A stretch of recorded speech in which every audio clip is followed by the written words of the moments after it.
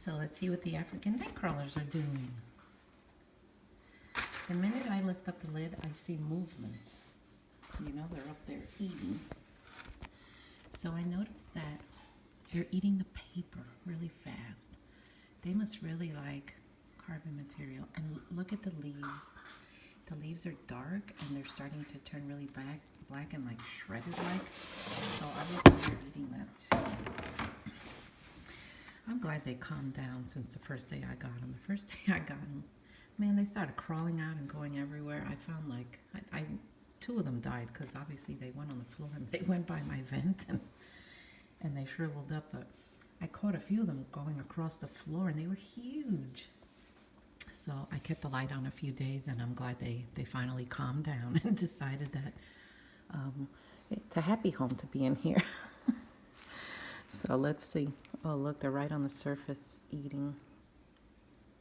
These are some nice looking worms. Look at that. They're very good. Some people are freaked out by them because they're so big, but just think about it as just one of the other worms, just a little bigger. And I think it's also because they're so big.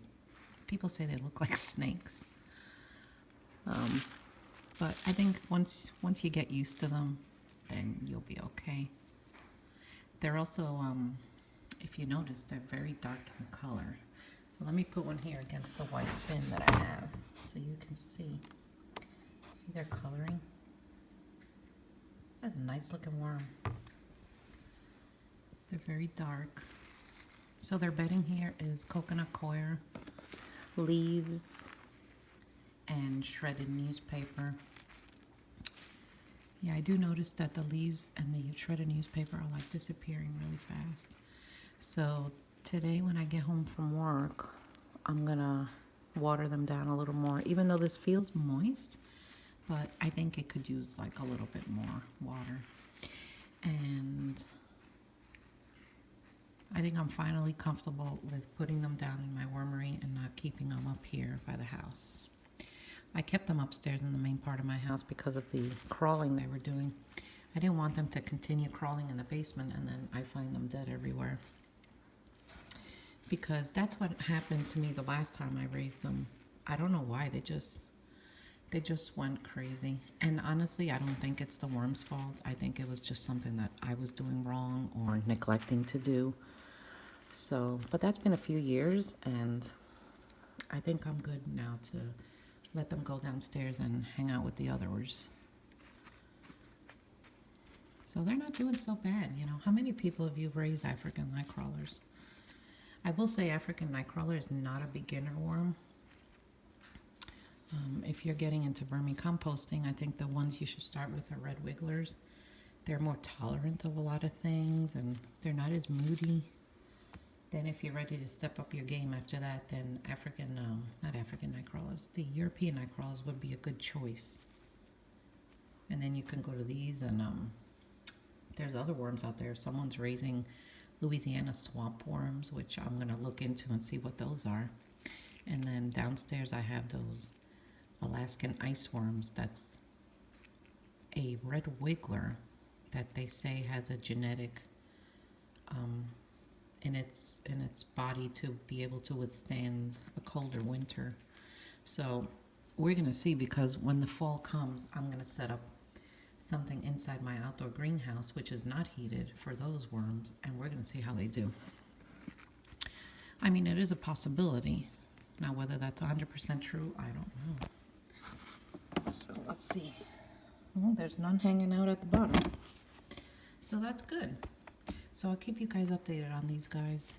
They're really not doing so bad. I don't know. Any other folks out there check on your worms before going to work? I can't be the only one. I wonder if Gardening with Barchuckin does that.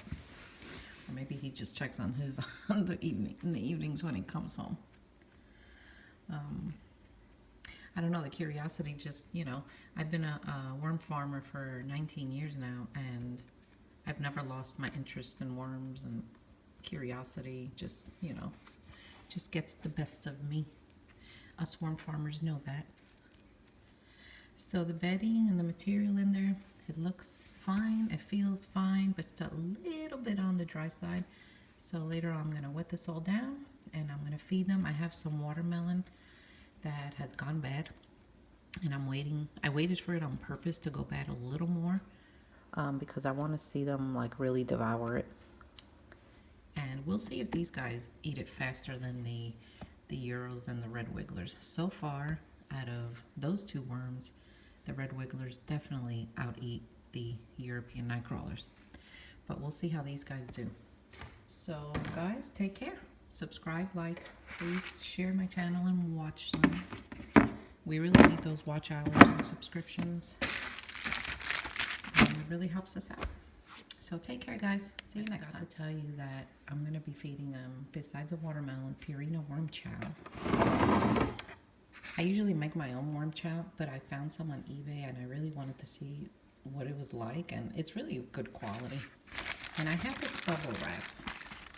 I see a lot of people put plastic on their worm bins, and I do too, but I never put plastic on an enclosed worm bin like this. You need these guys to have like good air circulation, and I'm afraid with the plastic under it and then this lid, it's going to be too much lack of oxygen in there. So there's a pretty good piece of plastic. I'm going to save this for one of my bins downstairs that doesn't have a lid on it. But if you want your open worm bin to not lose as much moisture, you can put a piece of plastic over it like this. And this plastic, the worms won't do anything with it, so don't worry. Now if you put a piece of cardboard, which you can, and it gets wet, eventually they're gonna eat it. But this is a good option. Plus, it's an option to reuse something instead of just throwing it in the trash. And you know, that's an entire video I can do on reusing, recycling things. My husband and I raised 4 kids in a huge house in Texas. I mean, massive. And it was very expensive. So I've always been interested in like the go green lifestyle, especially when it came out like, 19 years ago. And I can tell you stuff that I did and saved us a ton of money. Maybe I'll do a video on that alone because I have so much information and things that people could use, especially like new homesteaders, or even someone that just, doesn't want to spend a lot of money on nothing and then you end up broke. So I just wanted to give you that little tip in here. And if you guys ever buy one of these things, it comes with full instructions on the top, and it comes with a manual, and it'll guide you. And of course you can always come on YouTube and watch our swarm farmer videos, and we'll guide you and take you step by step. We answer all questions that come at us, and I've been asked through the years a lot of different things. But even though I've been doing this a long time, I'm not perfect, and I have made my mistakes. Like the time I got infested by little baby snails. That was a whole nother worm bin disaster. But anyway, guys, I'm off to work. Take care. See you next time.